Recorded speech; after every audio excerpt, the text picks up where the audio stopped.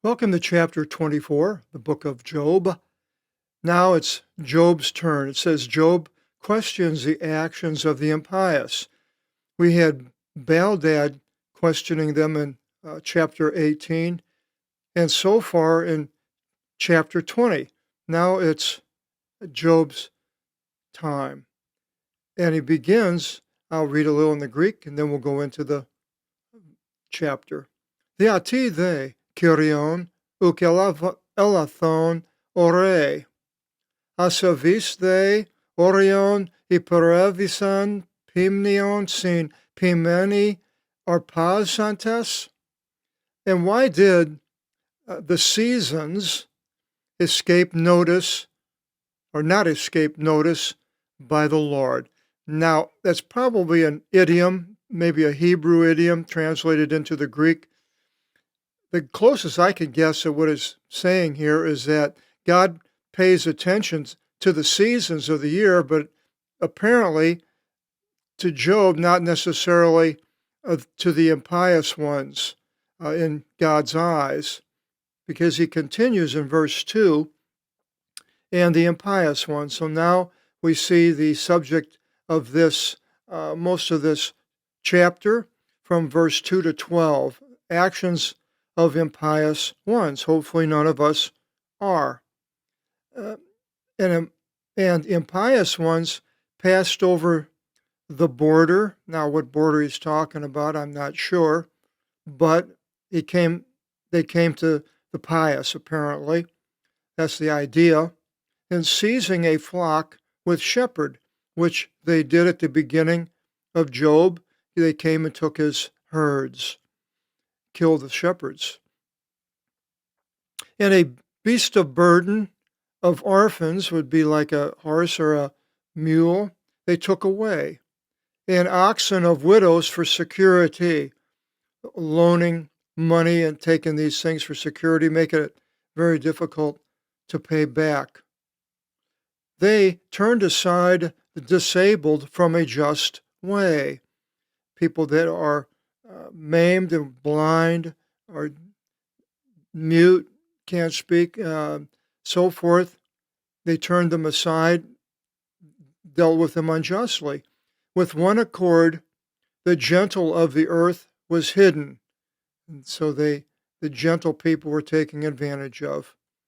And they resulted as if donkeys in a field going forth for me on their own action. They just do whatever they want. Now they, I believe, would be the impious. Their bread for the young is delicious. They acquired a lot of goods. They harvested a field before there being They harvested 2, a field, 3, not being their own before its season. Took things that weren't theirs. And the disabled, again, worked the vineyards of the impious ones without pay. And so the people that were needy, destitute, being taken advantage of, happens so many places. We see in the world today so many people leaving their homeland, going for something better, and when they arrive, they're taken advantage of, put in jobs that are low paying and almost like slaves. I was just reading about that, the people that are coming in certain areas of the world, certain countries. They, the impious, rested many naked without clothes, and they removed clothing necessary for their life. So they were like slaves. From the mists of the mountains they are wetted, and from their not having protection they covered themselves with rock. Now there may be the people that were had their clothes taken. They, again, I believe we're talking about the impious, seized the orphan from the breast, and they humbled the one falling off. I was in Brazil for a month, and they told me there the big difference between the slaves in the United States and the slaves with the Spanish, where the Spanish didn't split up the family, but the English did. When they came, they split up families, husband, wives, and children, sold them all off. Horrible. So it's sort of what it's referring to here, I believe. And of naked ones, they rested wrongfully, and of ones hungering, they removed the morsel, making it difficult on these vulnerable people. In narrows, they wrongly lie in wait. That is, a narrow is a path where somebody is going through and he's vulnerable. There's no escape. They're laying waiting for that person just to come. They probably wait in bus depots in big cities for somebody to come and find somebody that's vulnerable that they can manipulate in either way, prostitution or drugs or so forth. And the way of a just one they knew not. The ones from out of the city and the ones of their own houses they cast out, and the soul of infants moaned gratefully. So the people that are rich, sending out these vulnerable people, this is what the impious have done. Now, Job sees the situation like this as God not doing anything about it, because he says, but why did he, in overseeing these, not act of their being upon the earth? And it's a question, may be a rhetorical question, because he answers it. And they recognized not, and the way of righteousness they knew not, nor were gone by their shortcuts. But knowing their works, he delivered them unto darkness, and night will be as a thief. So eventually now we see that they are going to be stopped. God will put them into darkness, and he gives it that night will be as a thief coming upon them, and they're not knowing that this is going to happen.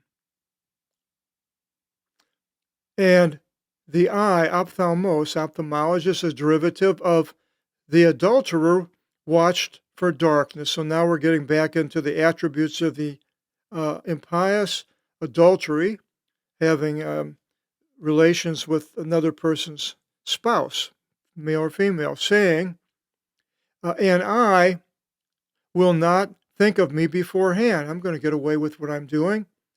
And he put a concealment for his face, maybe a bandage so people couldn't see, not a bandana.